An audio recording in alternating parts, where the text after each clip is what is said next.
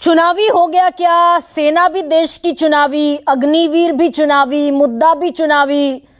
ये कैसे इसे आप डिकोड करिए जरा कि ये जो हरियाणा में पेंशन की बात देश के गृह मंत्री कर रहे हैं, ये एप्लीकेबल है, एग्जीक्यूट होगा, ये हो सकता है, ये है क्या दरअसल?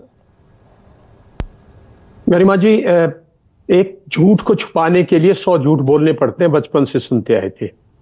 एक बेतुकी, बेसोची समझी, बगैर प्लान एक फोर्स स्कीम को, उसकी खामियों को, दुनिया को बेवकूफ बनाने के लिए दुनिया भर की और स्कीमें लॉन्च की जा रही हैं देश के अंदर। पहली तो बात यह है कि देखिए, ये भारतीय सेना है, एम्प्लॉयमेंट एक्सचेंज नहीं है। भारतीय सेना है, भारतीय सेना सुरक्षा के लिए है।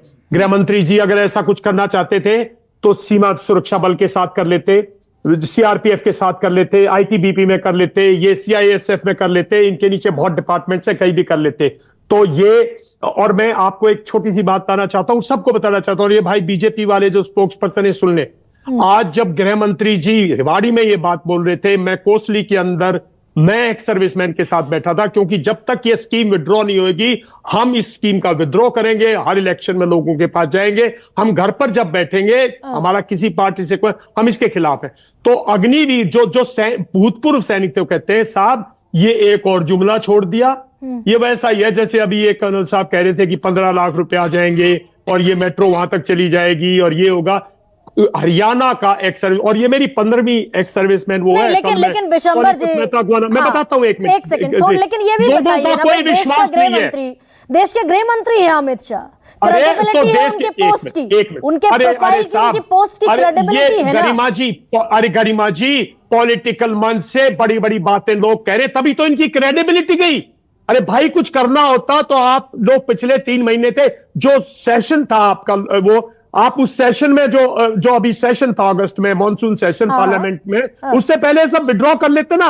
1 लाइन की बजाय आप 20 लाइन बोल रहे हैं। और देखिए, हरियाणा सरकार में राज्य सैनिक बोर्ड है, जिसका सारी उम्र 60-65 साल तक, जिसका जो सेक्रेटरी था वो एक ब्रिगेडियर था।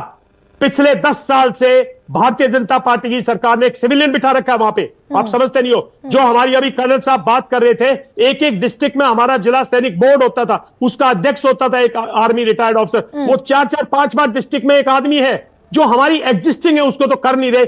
ये एक जुमला है और हरियाणा के लोग इसको बिल्कुल समझते हैं। नहीं, लेकिन अगर सरकार, अभी गोपाल कृष्ण अग्रवाल कह रहे हैं जनता की सुनती है सरकार, और सुनी हाल फिलहाल के 5, एक सेकंड बिशंबर जी सुनिए ना, अगर रिवोक हुए कुछ फैसले सरकार के, लेटरल एंट्री पर सरकार को यूपीएससी का सर्कुलर रिवोक करना पड़ा, इंडेक्सेशन टैक्स हो गया, आपका ब्रॉडकास्टिंग बिल हो गया, क्रीमी लेयर हो गया, तो रिवोक किया ना सरकार ने फैसला जनता के दबाव में। कर दीजिए ना, रिवोक कर दीजिए ना, विड्रॉ कर लीजिए। आप देश की सुरक्षा को तो भूल ही गए ना, सेना की स्थिति को तो भूल ही गए ना। वो एक्स सर्विसमैन बोल रहे थे आज साहब, ये गृह मंत्री जी जो बात कर रहे हैं, मैं एक्स सर्विसमैन की बात बता रहा हूं, अपनी नहीं बता रहा। कि साहब, इनको देश की सुरक्षा यूनिट की जो कोहेसिवनेस है, जो हमारी ट्रेनिंग है, जो हमारी फाइटिंग कैपेबिलिटी है, उसकी कोई चिंता ही नहीं है। ये एम्प्लॉयमेंट एक्सचेंज है। और इमेजिन जो अग्निवीर हैं, उनको ये लगेगा कि छोड़ो फौज, हम वापस जाते। ये बेतुकी बातें करने से पहले सोचो भाई, यानी कि ये सेना के साथ खिलवाड़ है। वो एक उस फोर्स का काम नहीं करेगी। और मैं ये सेना के लिहाज से आपसे पूछ रही हूँ बिशंबर दयाल भाई, पेंशन का मुद्दा था 4 साल में 75% जो वापस आ रहे हैं वो हथियार सीख कर आएंगे, ट्रेनिंग लेकर आएंगे, 23 साल की उम्र होगी, दिमागी तौर पर जज्बा जुनून होगा, वो यहां पर एनआरकी फैलाएंगे तो पेंशन मिलेगी, ये तय है। सरकारी नौकरी भी मिल जाएगी, आरक्षण भी मिल जाएगा। तो ये रेक्टिफाई किया ना, ये रेक्टिफाई किया आपने। तो इतने जो यूथ है उनके लिए रेक्टिफाई कर लो ना। इसमें सेना की सुरक्षा कहां से इंप्रूवमेंट होगी? एक झूठ बोला ना कि हम सेना की एज कम कर रहे हैं। हमने बोला अगर आप सेना की एज कम कर रहे हैं, आप ऑफिसर्स की एज कम कर दीजिए, आप जेसीओज की एज कम कर दीजिए। एक जवान लड़ाई नहीं लड़ता। ये एक झूठ बेस्ड स्कीम है बिल्कुल, और इसको सरकार को बिल्कुल विड्रॉ कर लेनी चाहिए। और ये जितने जुमले उसके साथ जोड़े जा रहे हैं, ये पॉलिटिकल स्टंट से। गरिमा जी, इसको हरियाणा के जो एक्स सर्विसमैन है बिल्कुल मानने को तैयार नहीं, क्योंकि ये सब देखिए, हरियाणा में एक मिनट, हरियाणा में 10% नौकरियां हैं सिर्फ गवर्नमेंट के पास, बाकी तो सब इन्होंने प्राइवेटाइज कर दी। कहां नौकरियां हरियाणा में? हरियाणा में आज के दिन आप गांव में जाके देखिए, हम सब गांव में जाते हैं, हरियाणा के रहने वाले हैं हम।